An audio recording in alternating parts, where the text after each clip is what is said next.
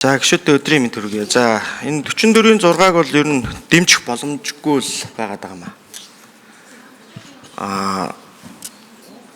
Яг одоо өнцөө үйлчирсэн байсан гэд ер нь энэ өнгөрсөн хугацаанд чинь тэгээд мөрдөгжсэн заалтууд тэгэл өнцөө үйлчирсэн болж гарч ирээд л ингээл аливаа нэг хууль эрх зүйн тийм ухардалтай байчаад л байгаа юм л да.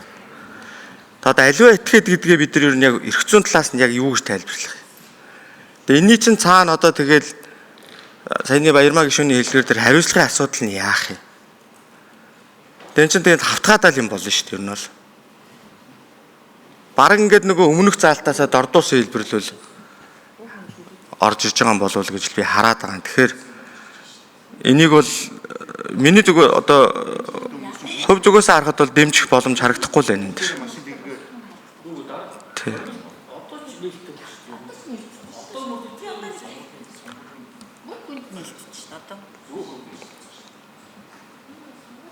Яг сонгуулийн жил гэдэг чинь өөрөө чухал цаг хугацаа л да.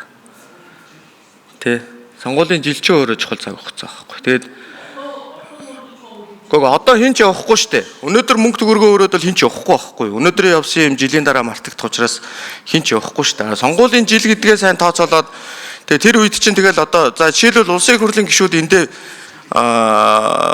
чуулган байнга ороо гэдэг ингээд байж. Тэгтэл тэнд альва этгээд гэдэг торчоо орсон нөхөр тэр орон нутагт очиод уулзалт цуглаан хийгээд явна штэ. Тэгээд тентээс ч очиод хэнийг ярих энэ парламентыг л муулдаг штэ ер нь бол.